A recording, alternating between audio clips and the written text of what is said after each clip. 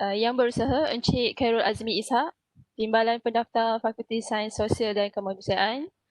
Penceramah undangan untuk sesi perkongsian ilmu pada petang ini iaitu yang berusaha Encik Faris Alwi Muhammad Bakri, staf fakulti serta para pendengar yang mengikuti program ini melalui Webex ataupun live Facebook. Alhamdulillah pada petang ini kita akan bersama-sama dengan Encik Faris untuk perkongsian yang akan beliau sampaikan bertajuk pokok viral Sansevieria atau lebih dikenali sebagai lidah mertua atau snake plant.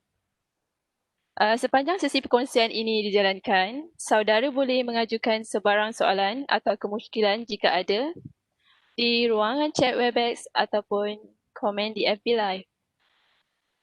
Tanpa melengahkan masa, dipersilakan Encik Faris untuk menyampaikan perkongsian ilmu beliau. Dengan hormatnya, dipersilakan. Okey, bismillahirrahmanirrahim. Assalamualaikum dan selamat sejahtera. Apa khabar Puan Hirdah?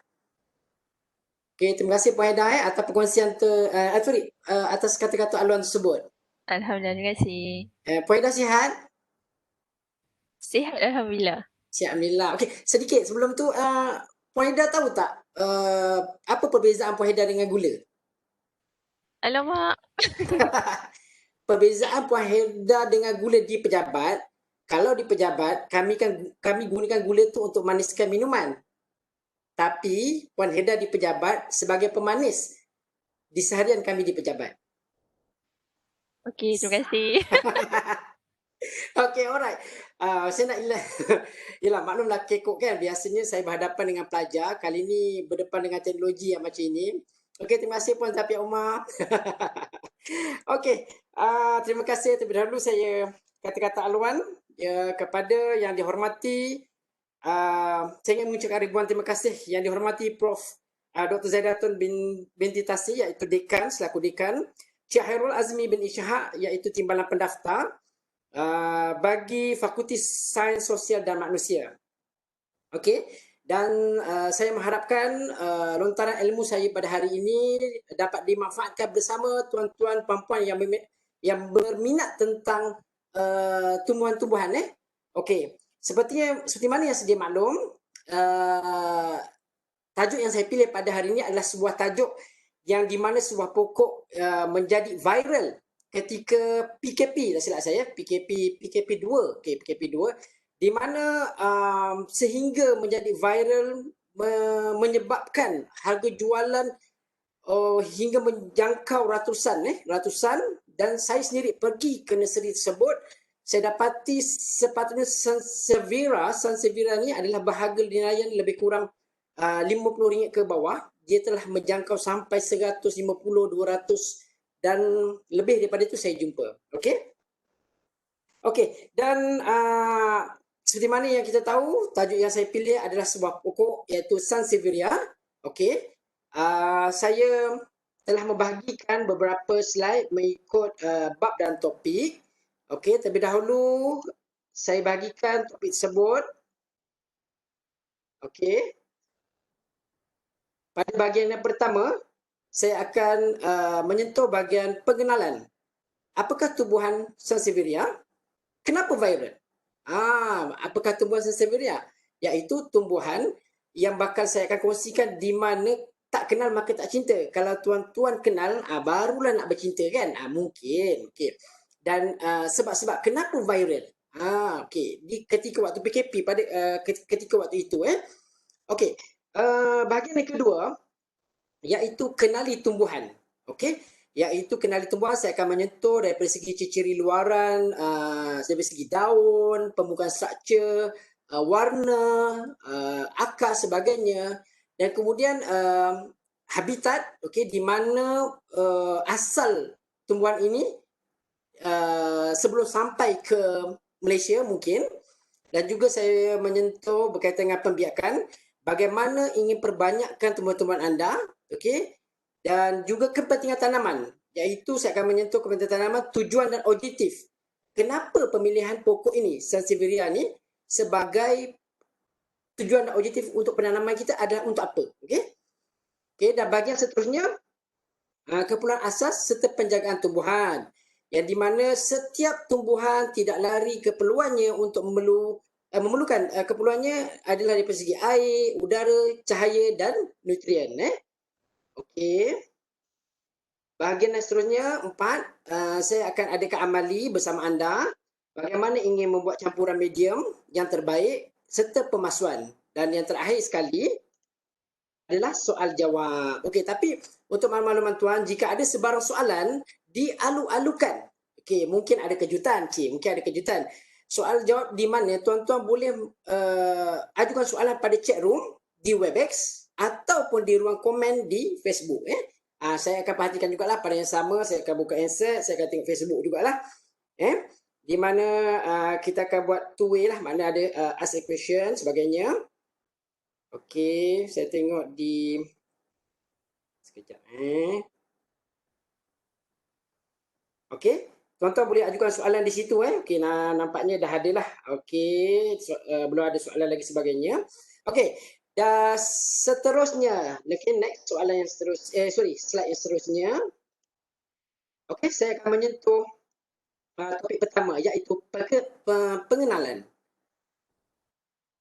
Okey, pengenalan adalah nama saintifik Sansevieria, order Aspergillosaurus, family Nolinoideae, subfamily Riscaceae dan genus Dracaena.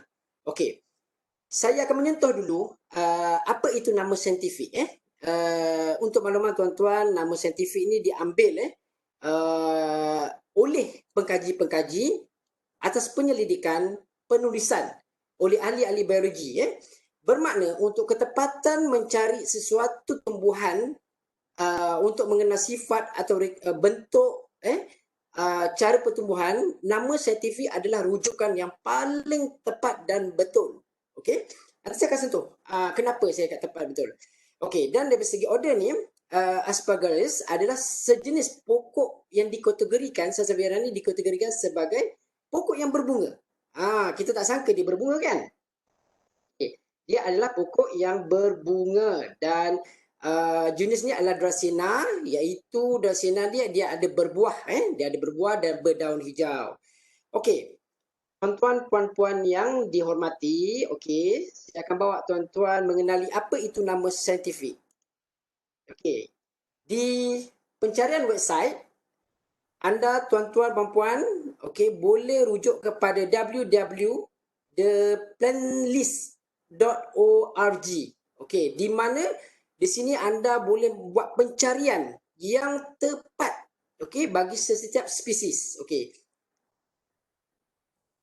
saya akan keluar sekejap dari slide, saya nak ke website. Okay, agak kekok sedikit, biasanya berdepan dengan pelajar. Kali ni berdepan dengan laptop, agak lain sikit.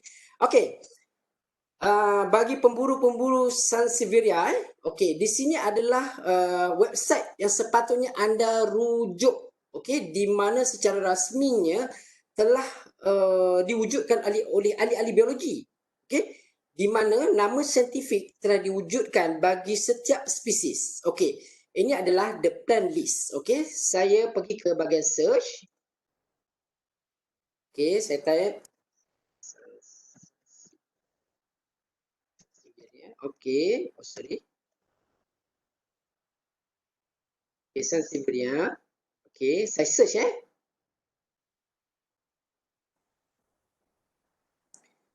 Okey, di sini ada terdapat result dia adalah 160 yang match dengan kriteria Sansevieria. Okey, Sansevieria, okey. Di mana bagi pemburu-pemburu Sansevieria, okey, ini adalah 160 spesies yang berdaftar dan rasmi di worldwide. Okey. Okey, kita nampak. Okey, ini adalah nama saintifik di mana kalau tuan-tuan rujuk kepada nama-nama tersebut, kita akan dapat secara tepat jenis, bentuk, cara pertumbuhan dan sebagainya. Okey, contohnya saya akan ambil salah satu. Okey, saya ambil Sansevieria abyssinica, saya tekan. Okey, sebentar ini dia.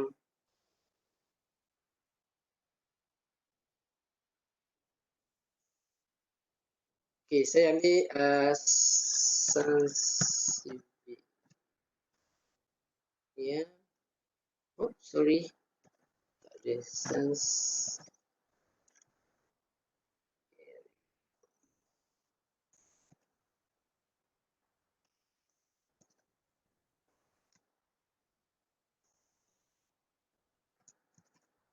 Okey, saya ambil sini Sansevieria. Okey, saya ambil yang terkenal lah. Ambil yang ini lah. Okey, saya nak merujuk. Okey, saya ambil Sansevieria atopica. Okey, di mana saya nak kenal pasti jenis tumbuhan ni, dengan mudah saja saya tekan pada Google Image ni, bahagian kawasan bawah ni. Okey, Google Image. Ini adalah cara pencarian yang betul, merujuk kepada nama saintifik. Okey, adalah betul. Okey. Persoalannya, kenapa ada nama yang lain? Contohnya nama ibu lidah, ibu mertua. Okey, mungkin lepas ni tuan-tuan boleh balik kerja selepas ni, jumpa mak mertua. Mak nak tengok lidah. Okey, jangan buat. Kalau buat confirm geran tanah belakang rumah tu tak dapat. Okey. Kenapa dia ada nama-nama sebegitu, lidah sedemikian, lidah mak mertua, lidah jin, snake plant, dan sewaktu itu adalah nama tempatan, di mana nama-nama tempatan ni dirujuk atas kelompok ataupun penduduk yang melihat dari segi reka bentuk, dia bagi nama tu atas dasar pemerhatian. Okey, atas dasar pemerhatian lah, bermakna pemerhatian mereka. Kemungkinan lidah mak mertua, dipanggil lidah mak mertua, mungkin ketajaman daun Sansevieria ni menyamai petah ni percakapan seorang ibu mertua. Mungkin itulah maksud okey, lidah mak mertua. Tapi jangan lepas ni, jangan mak nak tengok lidah mak, confirm geran tanah belakang rumah takkan dapat. Okey, jangan buat macam tu. Okey, dan macam-macam lagi nama tempatannya. Nama tempatannya seperti Pedang Khalifah, ekor kuda, okay, macam-macam itu ada nama tempatan. Tetapi bagi merujuk ke tempatan mencari nama pokok adalah yang terbaik adalah nama saintifik. Okey. Tetapi tuan-tuan saya dapati dalam maksud saya dalam beberapa pencarian saya dapati ada nama saintifik bercampur dengan nama tempatan. Contohnya Sansevieria Wilfin, iaitu Sansevieria ini nama saintifik, Wilfin ni adalah nama tempatan, iaitu lebih kurang daun tersebut menyerupai sirip ikan paus. Sirip ikan paus. Bermakna dia campurkan ada nama saintifik dan ada nama tempatan. Okey, ini pun agak kurang tepat. Di mana kalau yang terbaiknya adalah nama saintifik yang telah dibuat penyelidikan oleh ahli-ahli biologi, dan ini secara rasminya gunalah nama saintifik untuk pencarian yang lebih tepat. Macam saya tunjuk tadi ada 160 pokok spesies Sansevieria. Okey. Alright, okey. Itu sedikit perkongsian okey, kita boleh pergi ke tadi seperti saya cakap tadi www.theplantlist.org. okey. Apa sahaja jenis merujuk kepada nama saintifik. Okey. Ingin tahu kenapa dia viral? Okey, sila tonton video ini.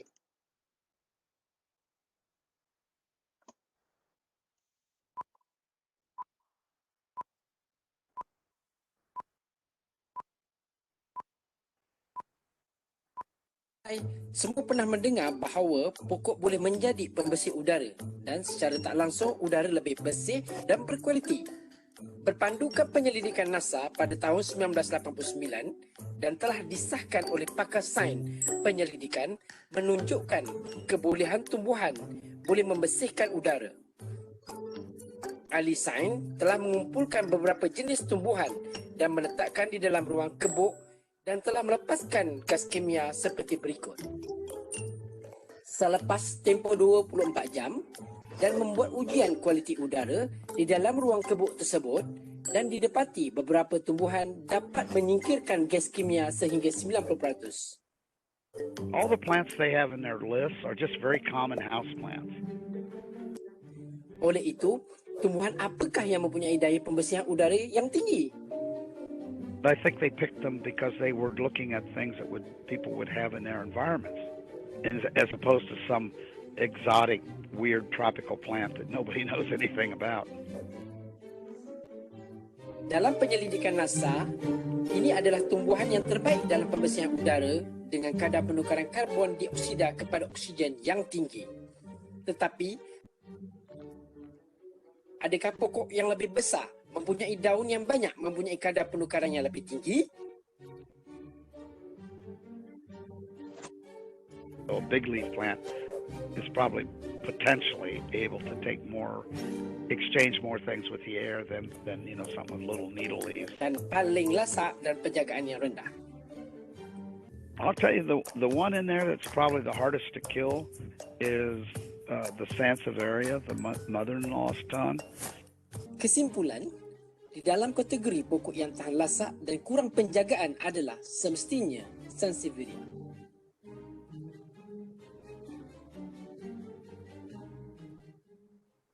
Okey, ada yang mengucapkan. Okey, terima kasih. Okey. Okey, jelas tadi dia viral disebabkan penyelidikan, penulisan yang dibuat rasmi, yang dibuat oleh NASA oleh NASA, di mana tumbuhan-tumbuhan ini yang dipilih sebanyak 6 hingga 7 pokok diletakkan di dalam kebun WhatsApp.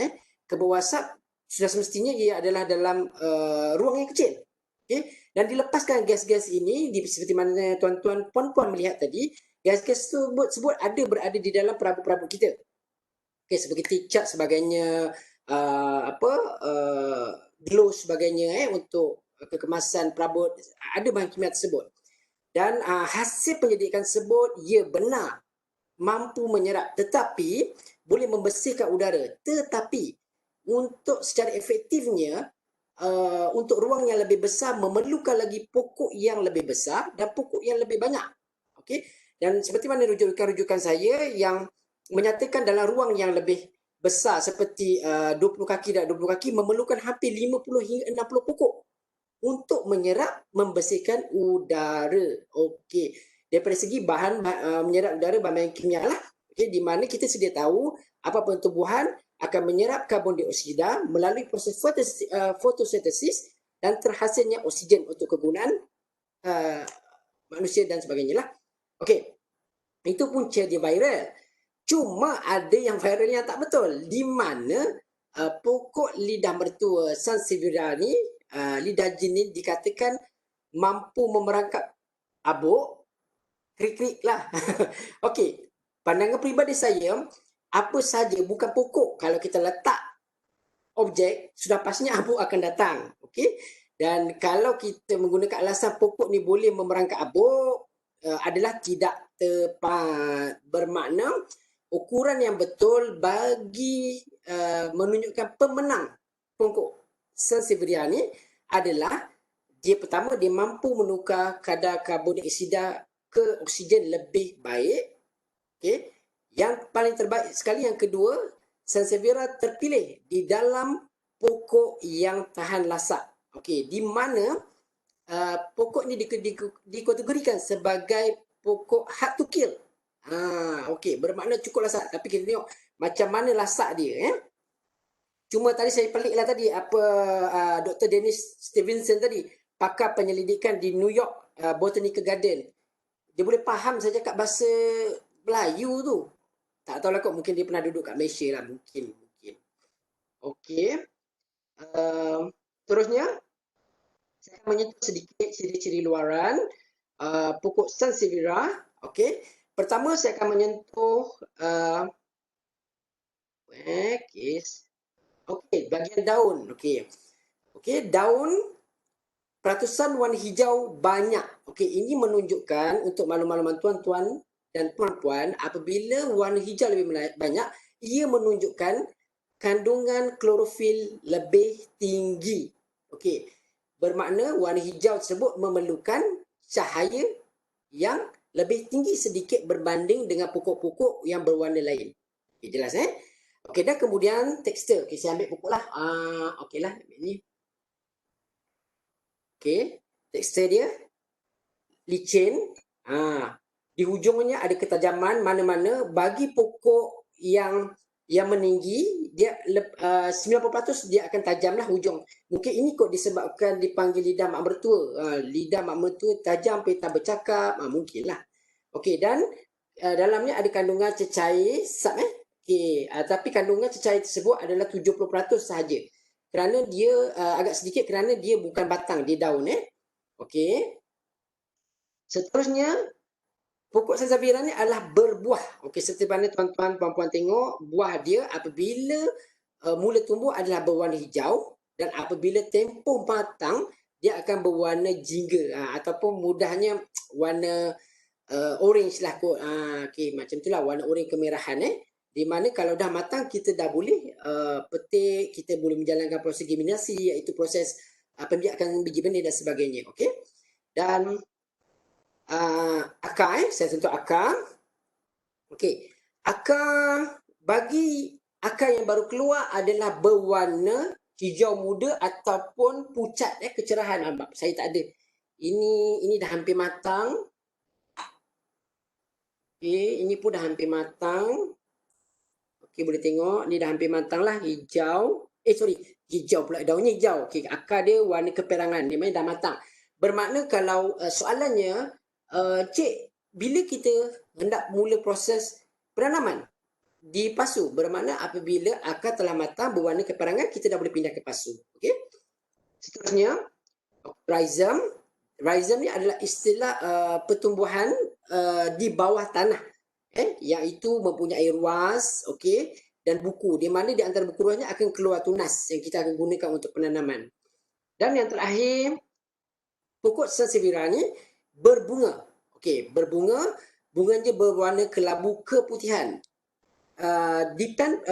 Berpandukan kepada spesies, tetapi kebanyakan spesies bunga tersebut adalah berwarna kelabu keputihan. Ada yang warna saya pernah jumpai warna hampir kebiruan pun pernah ada, putih cerah pun ada, tetapi uniknya bunga dia amat wangi. Jika tuan-tuan puan-puan dapat peluang, cium bau dia, wangi sangat.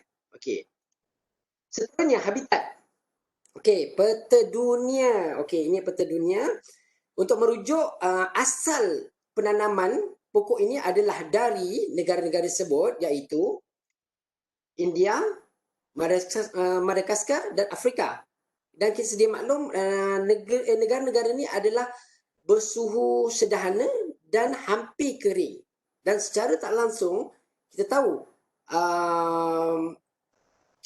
dia punya tahap lasak dia berpandukan kepada negara-negara inilah. Dan merujuk kepada negara tersebut, kita dapati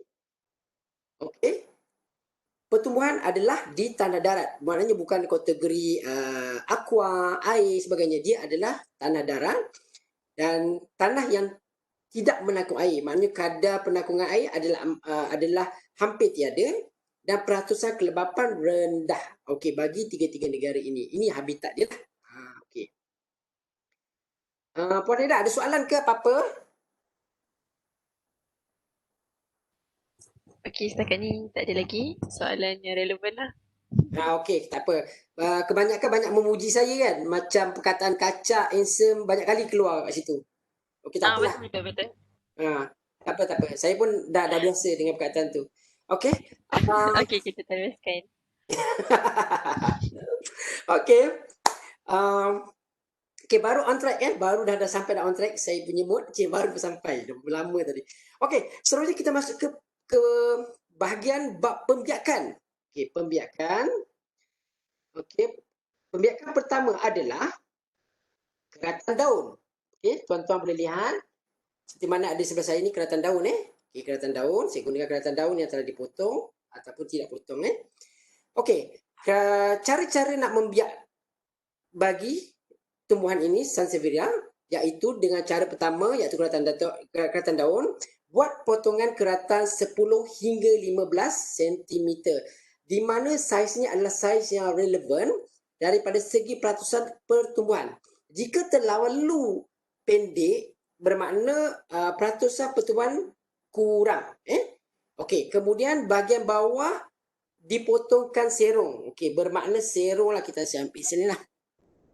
Di bahagian bawah, okey, di bahagian bawah dipotong serong macam ni. Maknanya ni pokok serong. Dan kenapa tidak menegak? Agak-agak kenapa? Melintang, menegak pula, melintang. Di sini untuk jika tuan-tuan puan-puan memotong dalam keadaan serong, kadar pertumbuhan akar yang akan keluar lebih banyak. Lebih banyak.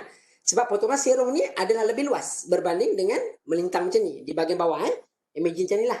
Saya keluarkan air. Alamak, ada air basah lah. Tak apalah, saya terbalik tadi. Imagine. Bahagian bawah ni saya potong melintang atau serong lebih baik. Adalah serong. Mana kadar bukaan tu adalah lebih besar. Okey.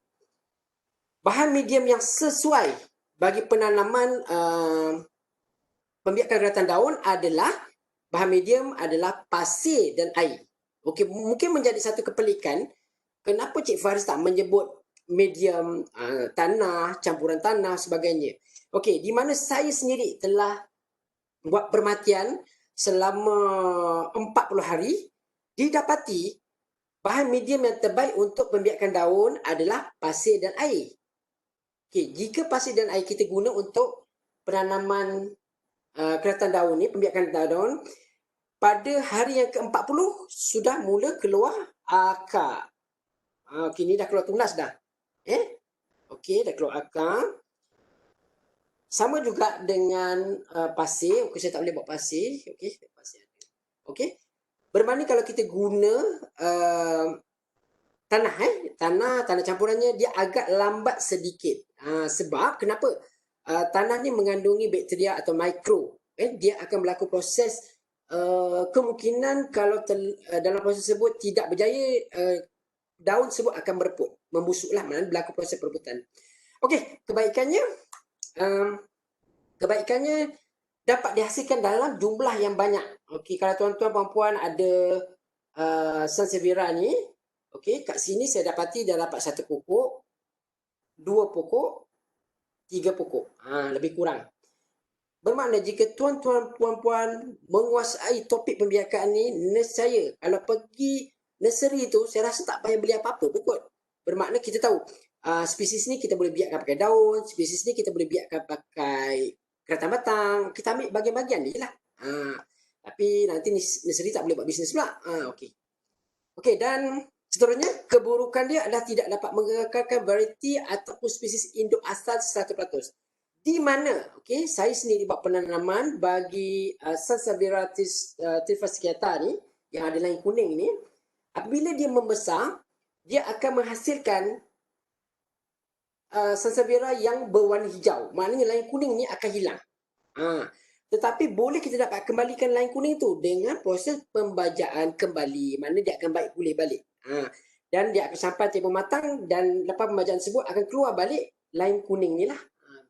Okey, ini contohnya. Okey, asalnya yang ini saya buat jenis ini jenis yang ada lain kuning ni. Asal dia. Nampak tak nampak tu lah. Ada lain kuning. Tapi akhirnya dia jadi macam ni, hijau sahaja. Okey, tak apa. Sorry, ada Nescafe. Okey, macam ni lah. Okey, alright. Hijau. Okey. Sorry. Dan seterusnya, okey, masa amat mencemburui kita, okey. Rhizome, jadi mana rhizome ni ada hidup di bawah tanah. Okey. Cara dia buat potongan rhizome mengikut ruas. Dia ada ruas tu, maknanya jari ni lah, yang ni. Ruas, okey. Dia antara ruasnya dia akan keluar tunas. Okey, saya akan tunjuk nanti masa buat pemasukan semula dan pembiakan nanti. Kita buat medium tanah nanti. Kemudian gunakan pisau yang tajam. Okey, untuk mengelakkan kecederaan yang lebih tinggi. Bermakna kita dah memotong, kalau pisau yang tajam akan menghasilkan potongan yang lebih cantik. Okey. Dan elakkan dedahan potongan lebih daripada 48 jam. Kenapa 48 jam? Okey. Saya sarankan tuan-tuan, puan-puan, bila hendak membuat pembiakan ni, pastikan anda benar-benar berkelapangan. Di mana janganlah nanti dah ambil pokok, nak buat potong ni, potong, alamak aku nak pergi pasar malam lah, alamak aku nak pergi pavilion lah. Okey, bermakna kalau pastikan buat proses penanaman pembiakan terus sehingga habis. Di mana jika tuan-tuan tinggalkan dalam tempoh yang lama, kadar liquid cecair yang dalam bahan tanaman tersebut akan berkurangan dan secara tak langsung peratus kejayaan akan rendah. Okey. Tetapi maksimum jangan lebih daripada 48 jam lah. Okey. Dan bahan medium bagi yang terbaik bagi rhizome ni adalah tanah campuran, iaitu nisbah 1 organik, okey, 1 tanah lom dan 1 pasir, 1-1-1. Macam itulah. Okey, organik, tanah atas, tanah lom dan sekali pasir lah. Organik, pasir. Okey, alright. Tak apa. Okey, yang saya akan sentuh juga. Okey, kebaikan ialah pastinya mengekalkan ciri induk asas 100%. Okey, di mana kita ambil di macam tunas ni. Okey, ni ni lebih kurang inilah rhizome, okey, di bawah tanah. Okey, dia akan mengekalkan ciri-ciri induk asal. Okey, keburukan dia proses agak rumit, maknanya kita perlukan ruang yang lebih luas, berlaku kekotoran lantai sebagainya. Okey, tak, proses agak rumit dan pembinaan penyakit daripada sebuah pokok ke pokok yang lain. Okey, bermakna untuk memastikan pokok kita tu sihat, kita kena buat pemerhatian lah. Bermakna akar tersebut tidak ada keputihan di mana ada berlaku serangan kulat. Okey, tapi jika ada berlaku, sila buat rendaman ataupun semburan. Kita gunakan cuka kayu. Cuka kayu. Di mana cuka kayu ni terhasil daripada hasil akhir arang kayu. Arang kayu arang. Macam tu. Alright. Dan pembiakan yang seterusnya untuk bagi pokok sansevieria adalah biji benih. Okey, biji benih dia yang saya maklum nampak berwarna jingga, orange macam tu. Okey, caranya adalah menggunakan kaedah geminasi. Geminasi ni adalah proses mengopek, mengikis bahagian kulit untuk memudahkan tunas keluar. Itu kita panggil geminasi lah. Dan bahan medium yang sesuai adalah pasir dan tanah campuran. Okey, kenapa kalau tuan-tuan nampak pasir ni dia sentiasa berulang. Kenapa? Bahan yang lebih dikatakan sesuai untuk pengakaran. Kerana pasir tidak ada mempunyai kandungan nutrien, tetapi dia mempunyai ruang udara dan kadar pegangan akar, di mana akar tu akan jadi lebih keluar cepat untuk mencari nutrien apabila kita tanam di dalam pasir. Okey, dia akan keluar akar apabila tempoh 40 hari baru kita pindahkan ke tanah. Di situ adalah penggunaan pasir yang paling efektif untuk pengeluaran akar. Okey, kebaikan menggunakan biji benih menghasilkan baka baru melalui proses hybrid. Okey, maknanya menggunakan proses pendemungan kacukan, pendemungan kacuk, okey, dan akan menghasilkan hybrid vigo, iaitu hybrid kadar tahan hidup yang lebih tinggi berbanding induk dia lah yang asalnya. Keburukan masa yang panjang untuk matang, betul. Kita nak pastikan tempoh biji benih ni matang lebih kurang dia ambil masa tempoh 2 hingga 3 minggu. Kemudian biji benih ni akan keluar pada waktu-waktu tertentu saja, di mana penembungan berlaku dan keluarlah biji benih. Okey, dan pembiakan yang terakhir adalah belahan rumpun. Seperti mana merujuk pada gambar, belahan rumpun ni kalau belahan rumpun kat situ saya buat potongan 4 lah, iaitu potongan menggunakan bahagian yang lebih kecil, menjadikan lebih kecil. Gunakan pasu yang tajam, elakkan dedahan potongan lebih daripada 48 jam, betul. Bahan medium, tanah campuran 1-1-1 ataupun 3-2-1, tanah lom, organik dan pasir. Kebaikan mengekalkan ciri-ciri induk asal 100. Ini pasti. Okey. Keburukan proses agak rumit dan pembinaan penyakit akan berlaku, di mana pembinaan penyakit ni atau serangga yang terdapat pada pokok itu tersebutlah. Maknanya kita kena buat perhatian yang lebih teliti. Okey, kepentingan tanaman, kepentingan tanaman. Okey, bagi untuk makluman tuan-tuan puan-puan, setiap tujuan, setiap penanaman yang kita buat mesti ada objektifnya. Okey, kenapa pokok sansevieria ni ditanam? Kenapa lidah mak mertua ni ditanam? Kenapa snake plant ni ditanam? Mesti ada tujuan dia. Okey, salah satu membekalkan oksigen. Ini semua tahu. Iaitu apabila hasilnya oksigen, dia buat kadar serapan pada karbon dioksida dan kuranglah karbon dioksida. Dan secara langsung apabila pokok hidup dalam ruang tertentu, tumbuhan dalam ruang tertentu, suhu situ akan menjadi lebih lembap dan selesa. Okey? Dan seperti mana penulisan NASA tadi tu, melapis toksin beracun seperti benzina, formaldehid dan sebagainya, ialah boleh, tetapi secara efektifnya lagi besar pertumbuhan tersebut, lagi efektif. Okay, ini tujuan asal dia. Kenapa kepentingan tanaman tujuan objektif? Okay. Yang kedua, hiasan ruang. Menghias ruang suasana kehijauan lebih nyaman, benar. Okay. Mengurangkan stres dan meningkatkan mood positif dalam aktiviti seharian. Ya, benar. Ya, sudah pastinya warna hijau ni akan lebih menceriakan hidup anda. Okay. Bagi yang bekerja di pejabat-pejabat tu, agak-agak kalau stres ke, kan, dengan bos ke, tapi di FSH ni semua bos best-best, semua baik-baik belaka. Okay? Maknanya kepulauan pokok ni mungkin perlu atau tidak terpulanglah. Maknanya kita tengok pokok ni kita dah hilang, kita hilang stres, sebagainya. Okey. Di mana saya dapat menjelaskan kepentingan tanaman, tujuan dan objektif, secara tak langsung kita tahu di mana kita ingin letakkannya. Letak maksud saya kita dah tahu tujuan dia, kepentingan dia, kita dah tahu nak letak kat mana. Okey, bermakna pokok ini tidak sesuai, memang tidak langsunglah untuk dimakan. Okey, bermakna bukan tujuan dia. Maknanya jangan ada yang buat sayur masuk sayur lodeh ke, masak kuah ke, bukan. Okey, sansevieria bukan tujuan tersebut. Dia ditanam. Tujuan dia adalah untuk membekalkan oksigen dan hiasan ruang. Okey.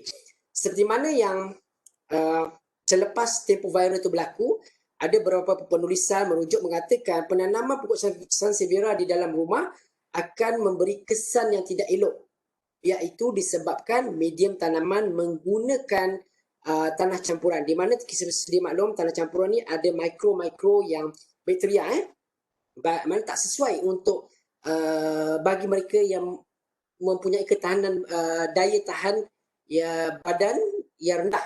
Okey, tetapi kita boleh gantikan medium tersebut menggunakan kristal gel ke, okey, yang berbola tu, yang berkilat tu. Okey, sebentar tengok ada gel. Sebentar.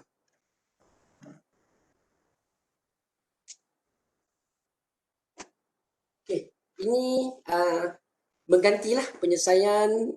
Kalau tak boleh pakai medium tanah, kita pakai gel untuk di office. Cuma perlu ditukarkan air selama setempoh 2 minggu, lepas tu tukarkan air lah.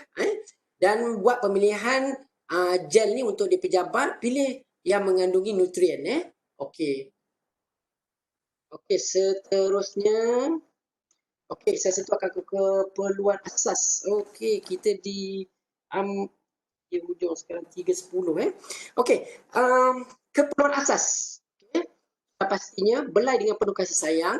Setiap tumbuhan wajib memerlukan keperluan asas. Memang kita tahu sansevieria ni dikategorikan hard to kill. Okey, tetapi dia perlukan belayan, perlukan penjagaan asas yang wajib. Pertama, okay, saya fast sikit. Tinggal lagi 20 minit. Okey, tak tahulah kalau saya dibagi masa yang ekstra. Okey, sorry. Okey, pertama saya nak sentuh iaitu air. Air membantu proses fotosintesis. Air ini akan membantu melarutkan garam mineral, bahan makanan, maknanya nutrien daripada akar. Okey, akan dibawa ke bahagian-bahagian lain. Mengekalkan kesegaran sel tumbuhan. Okey, menyejukkan dan mengekalkan air pada tumbuhan di dalam proses transpirasi, di mana proses sejatan air pada bahagian dalaman pokok, iaitu kita panggil proses transpirasi.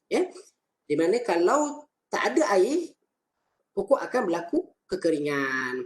Okey, bagi tumbuhan sansevieria ni tidak memerlukan air yang banyak. Okey, tetapi bagaimana ukurannya? Iaitu mudah, iaitu kita boleh mengukur dengan menyentuh bahan medium tadi tu, medium tanah seperti ini. Bila dia dalam keadaan kering, kita dah boleh buat siraman kembali. Mungkin dalam 2 minggu sekali ataupun ada setengah spesies 1 bulan sekali. Ini adalah berpandukan saiz pokok tersebut, saiz di mana ia diletak. Kalau di dalam rumah kurang sedikit siraman, kalau di luar lebihlah sebab dia kena sinar matahari. Okey. Dan juga bekas penanaman iaitu pasu ni, maka maknanya kalau makin besar makin siraman lagi banyak. Okey, mudahnya jika pokok sansevieria ni kurang air, dia akan ada tanda kekeringan, dia akan lebih layu. Okey, tetapi bila jika air terlalu banyak pula, rhizome akan membusuk dan daun pun akan akan berlaku proses perebutan jika air terlebih. Di mana kalau yang saya faham, yang pernah saya faham, apabila yang mudahnya daun kering kita boleh siram. Okey, bermakna dia akan segar kembali. Tapi kalau rhizome dah rosak, agak sukar proses baik pulih dia. Kena keluarkan, kena jemur rhizome tersebut. Okey. Okey, saya kena cepat sikit. Okey, seterusnya adalah udara, membantu proses fotosintesis, karbon dioksida sebagai makanan, oksigen sebagai respirasi. Pengaliran udara pada akar pun perlu, bukan saja pada serapan daun. Pengaliran udara akar yang baik akan memberi kesan air akan lebih purus. Maknanya kalau kita siram, air akan lebih mengalir lebih bagus jika pengudaraan baik pada bahagian pengakaran. Dan secara tak langsung, jika pengudaraan baik, pertumbuhan kulat tiada. Okey, seterusnya cahaya. Okey, membantu proses fotosintesis juga. Okey. Elakkan cahaya terik berterusan jika medium tidak lembap. Okey, ini sistem maklumlah, maknanya kita kekurangan daripada segi air, jangan terlalu lama pada cahaya terik. Okey. Okey, minima. Saya terlebih dahulu tadi di slide sebelum ni ada menyatakan pokok sansevieria ni mengandungi kadar klorofil yang tinggi. Bermakna kalau kadar klorofil yang tinggi, dia klorofil adalah berwarna hijau, memerlukan paling minima 4 jam sehari. Okey, jika kurang bagaimana? Okey, andai kata memerlukan 4 jam sehari, okey, bermakna letakkan pada ruang-ruang yang kena pada cahaya. Okey, kena pada cahaya maknanya di tepi tingkap ke, kalau di indoor lah, di ruang-ruang yang boleh kena cahaya. Okey. Dan kalau di luar pula, kadar teduhan adalah 70%. Macam mana kita nak ukur kadar teduhan ni? 70% kadar teduhan, okey, macam ni, okey, 70% teduhan dan 30% adalah cahaya matahari. Macam mana nak ukur? Okey, mudah je. Tuan-tuan, puan-puan pergi kedai hardware, pergi nursery, cari net hitam, ataupun rumah hijau, kita panggil rumah hijau tapi sebenarnya dia net hitam. Buat pembelian iaitu kadar net hitam yang teduhan dia 70-30, iaitu 70 teduhan, 30 adalah kadar terus matahari. Okey. Dan jika kurang cahaya, okey, warna pokok ni akan pudar, akan warna tidak sihat macam ni lah. Nampak tak? Alamak, kamera saya kamera murah ni. Okey, ini menunjukkan dia kurang cahaya. Okey. Dan salah satu lagi, apabila pokok-pokok ni memberitahu kita melalui pertumbuhan, dia akan kurus dan panjang. Okey, bermakna dia maklumkan pada kita, tolong saya nak cahaya. Tapi mujur pokok tak bersuara. Kalau pokok bersuara, saya pun agak kan. Okey. Okey. Bermakna kalau kesan jika kurang, daun akan lebih kurus, okey, dan dia akan memanjang. Okey, itu dah madai dia dah. Cara pertumbuhan yang tidak betul lah. Okey. Okey, baja sebatian, okey, kandungan, okey, ni okey, ni nutrien, okey, iaitu nutrien baja sebatian kimat terbagi pada 2, kandungan unsur makro dan mikro. Okey, saya nak sentuh makro saja, iaitu kalau tuan-tuan beli, alamak, saya tak ambil baja tu pula. Tak apa. ada kat baja ada tulis NPK. Okey, iaitu saya tunjuk pakai mouse ni, nampak tak? N ni adalah nitrogen untuk kegunaan pertumbuhan. Daun, P phosphorus iaitu penggunaan akar atau dahan, K kalium untuk buah atau bunga. Bermakna kalau bertujuan untuk daun, pastikan kadar N lebih tinggi, di mana keperluan Sansevieria dalam baja kimia hendaklah unsur N hendaklah lebih tinggi. Contohnya, okey, N ni 15% lebih tinggi, P 10%, K 10%. Bermakna kalau untuk pembajaan Sansevieria, kadar N kena lebih tinggi sebab untuk bekalkan pada pertumbuhan daun. Okey. Dan seterusnya kandungan unsur mikro, magnesium dan sebagainya lah. Okey, alright. Okey. Okey, okey, seterusnya baja kopi humus NPK 888. Okey, untuk makluman tuan-tuan puan-puan, baja yang terbaik adalah jenis yang slow release, iaitu kadar serapan pada akar perlahan sedikit demi sedikit. Di mana kalau kadar serapan ni baja tersebut melalui proses serapan yang lambat, saya tak langsung akan memaksimumkan penggunaan baja tersebut. Berlainan jika kalau baja yang segera, di mana kalau kita buat siraman, dia akan baja tersebut akan keluar melalui air. Okey. Baja kopi humus ni adalah kategori slow release, dia akan perlahan sedikit demi sedikit. Okey, dan seterusnya baja organik iaitu kompos. Okey, kompos dia maklum adalah bahan terbuang yang melalui proses perebutan, dan juga yang terakhir ada tinja haiwan. Tinja haiwan ni adalah najis lah. Okey, cuma di sini tinja haiwan ni, najis haiwan ni saya minta tuan-tuan elakkan bagi binatang atau haiwan yang memakan rumput.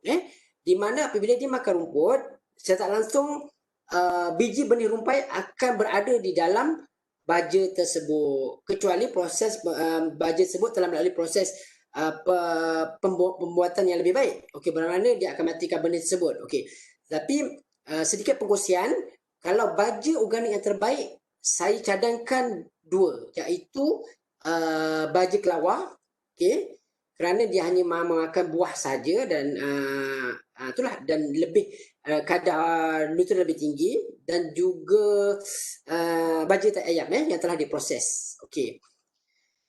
Okey, dan masa yang tiba-tiba yang dinantikan, okey, iaitu amali campuran medium dan pemalsuan. Okey. Okey, saya akan pergi ke campuran tanaman sebentar.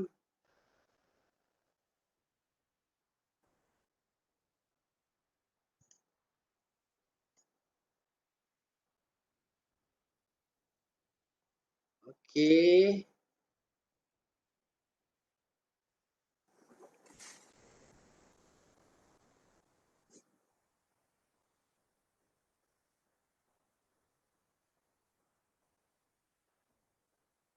Ya, Assalamualaikum. Selamat sejahtera. Dengar suara saya tak? Ada siapa boleh bagi maklum balas? Bergema, Cik Faris. Kurang jelas. Dengar suara saya tak? Okey, dengar. Sila teruskan.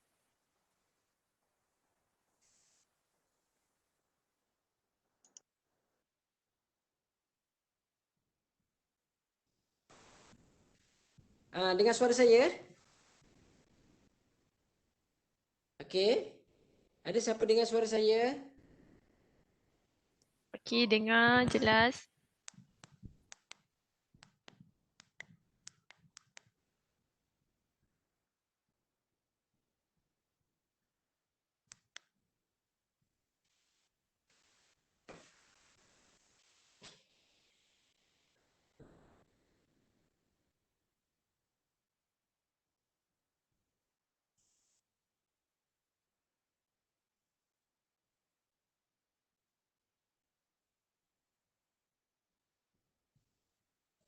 Okay, testing 1, 2, 3.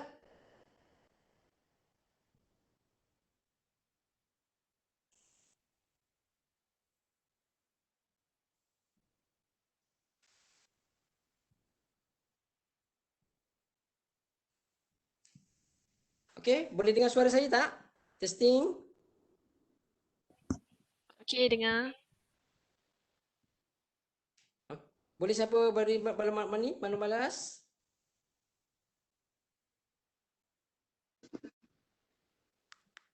Okey, saya ingin buat campuran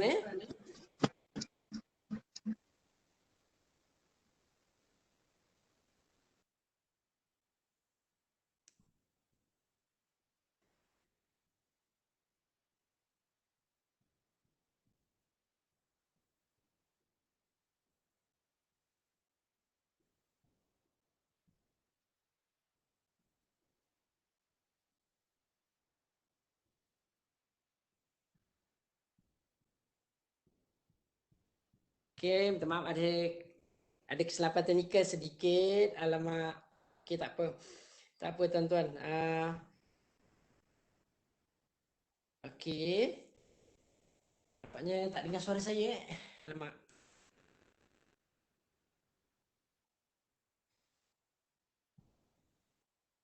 Ada sesiapa boleh maklum balas? Dengar Encik Faris, dengar. Okey, seterusnya. Okey, saya berharap ada dengarlah suara saya Kalau tak ada siapa boleh maklum balas tak? Ya, ada dengar suara saya tak? Oh, okey, dengar. Okey, dengar. Okey, okey. Alamak. Okey, kita dah terbuang dalam 5 hingga 4 minit tadi. Okey.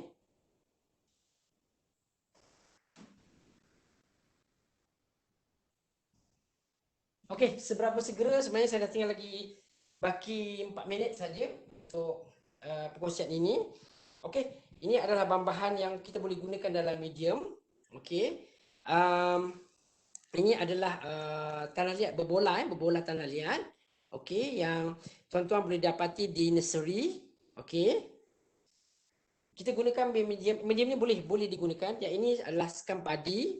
Okey. Seboleh-bolehnya menggunakan sekam padi yang telah dibakar di mana kalau sekam padi yang dibakar tiada kandungan ulat. Okey. Ini adalah peat moss. Okey. Peat moss adalah lumut gunung yang telah dihasilkan. Yang ini adalah peat moss Holland. Okey, ini adalah batu kasaran yang mungkin lebih halus.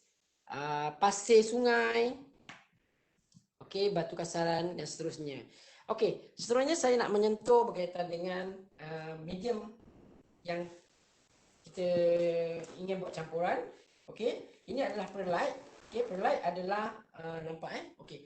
Perlite adalah terhasil daripada letupan gunung berapi perlite dan harga dia agak mahal tapi untuk bertujuan untuk memegang air adalah yang terbaik. Okey. Okey, ini adalah baja kompos ataupun organik bercampur dan ini adalah tanah atas tanah lom. Kategori definisi tanah lom adalah tanah yang 2 kaki ke atas iaitu kandungan humus yang tinggi. Okey. Nisbah dia adalah 1:1:1. Okey? 1:1:1 bermakna 1 sudik tanah organik, satu sudik organik, 1 sudik perlite, 1 sudik tanah atas. Okey, kita gaungkan. Okey.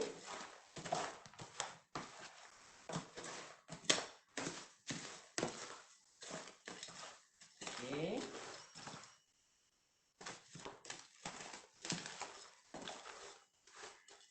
Okey.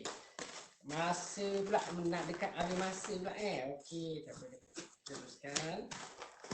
Gaungkan sehingga rata. Okey.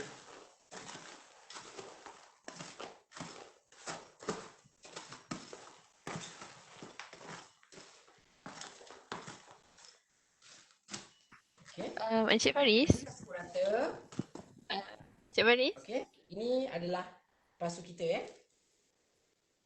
Pasu yang kita hendaki. Pasu yang terbaik adalah pasu tanah liat lah. Tapi saya yang sedia ada hanya yang jenis plastik ni je. Okay, kita guna je. Okay, kita guna batu kasaran untuk tutup lubang yang sedia ada dalam ni. Kita tuang saja. Okay. Bahagian bawah. Kemudian kita letakkan tanah tadi.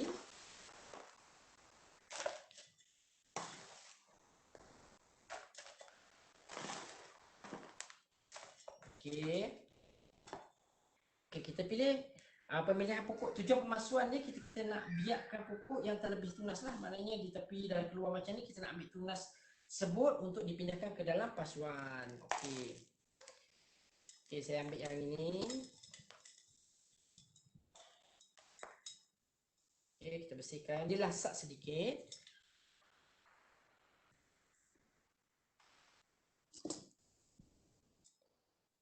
Buat potongan.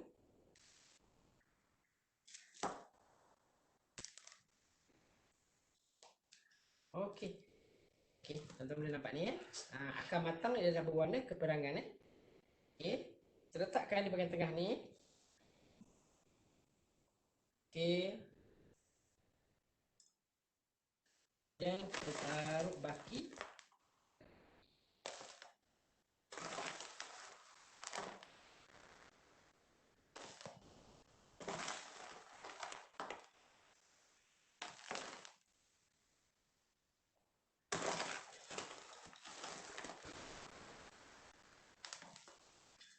Okey, sebenarnya saya ingin nak berkongsi lagi tapi cuma masa masa yang diperuntukkan pada saya hanya 1 jam, tak cukup nak pula mungkin.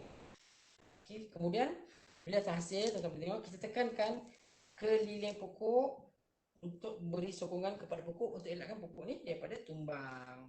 Okey, kemudian kita buat siraman yang pertama hendaklah telus sampai sehingga air keluar. Okey, jelas? Okey, ini amal kita sebab sedikit yang berkaitan dengan medium, okey, medium dan juga campuran medium tadi kita buat, dan kita buat pemasuan daripada pokok induk yang punya tunas kita pindahkan ke dalam pasu. Okey. Itu saja amal kita.